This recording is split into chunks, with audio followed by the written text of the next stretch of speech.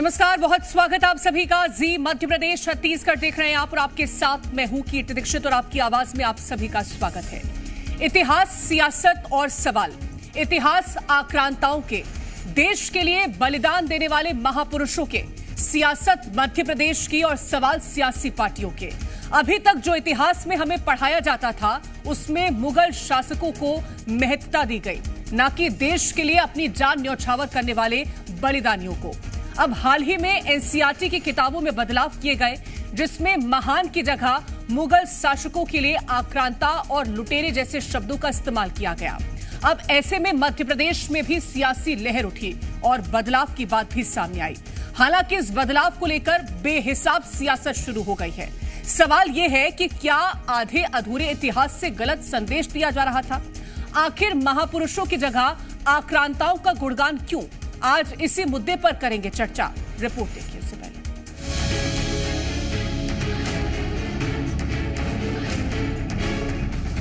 NCERT की किताब को लेकर हाल ही में एक विवाद उठा था, जिसमें 8वीं की किताब में अकबर का नया परिचय दिया गया था। इस परिचय को लेकर बहस भी छिड़ी, क्योंकि 8वीं की किताब में अकबर को महान शासक नहीं बल्कि क्रूर शासक बताया गया। अब मध्य प्रदेश में इसी मामले को लेकर एक बार फिर सियासत गर्मा गई है। इतिहास पाठ्यक्रम में बदलाव को लेकर बीजेपी कांग्रेस सामने सामने है। उच्च शिक्षा मंत्री इंदर सिंह परमार का कहना है कि किताबों में आक्रांताओं और लुटेरों को उनके असली रूप में ही दर्शाया जाएगा। साथ ही उनका यह भी कहना है कि भारत के शौर्य और पराक्रम को इतिहास के पन्नों में सही ढंग से दर्ज किया जाएगा। भारत की शिक्षा में यानी इतिहास में जो इतिहास के पाठ्यक्रम है उसमें भारत का शौर्य पराक्रम के को भी इतिहास के पन्नों पे दर्ज करेंगे। भारत के उन महापुरुषों को जिन्होंने भारत माता के लिए बलिदान दिया है, यहाँ के लोगों के लिए संघर्ष किया है, मातृभूमि के लिए लड़ाई लड़ी है, ऐसे सारे लोगों को हम इतिहास के पन्नों पे स्थान देने वाले हैं। और जो विदेशी है, आक्रांता रहे उनको आक्रांता लिखेंगे, लुटेरे रहे उनको लुटेरे। असल में सरकार की ये पहल उन महान महापुरुषों को सम्मान देने के लिए है जिन्होंने मातृभूमि के लिए बलिदान दिया और भारत की आजादी के लिए लड़ाई लड़ी। इस नए दृष्टिकोण से छात्रों को देशभक्ति और सच्चाई का सही पाठ पढ़ाने की कोशिश है। वहीं इस मुद्दे पर पूर्व मंत्री पीसी शर्मा ने पलटवार कहते हुए कहा कि इतिहास की किताबों में बदलाव की बात करना मुद्दे को भटकाने जैसा है।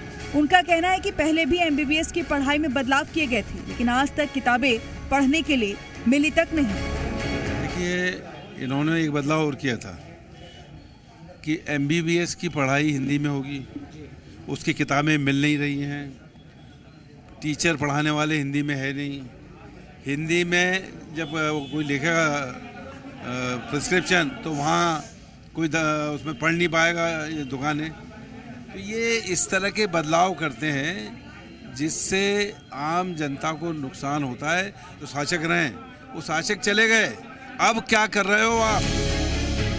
किताबों में इतिहास के चरित्रों को बदलना चाहिए या नहीं, मुद्दा सिर्फ ये नहीं है, मुद्दा है गलत और सही का। आखिर कब तक आने वाली पीढ़ियां आधे अधूरे इतिहास के साथ जीती रहेंगी? ये विवाद अब सिर्फ किताबों के पाठ्यक्रम को बदलने की बात पर सीमित नहीं रह गया है। इसमें देशभक्ति के साथ आने वाली पीढ़ी की विरासत जुड़ी है। अगर अभी नहीं तो फिर कब? और कब तक आधा सच आधा झूठ चलता रहेगा? ये बड़ा सवाल है। ब्यूरो रिपोर्ट, जी मीडिया।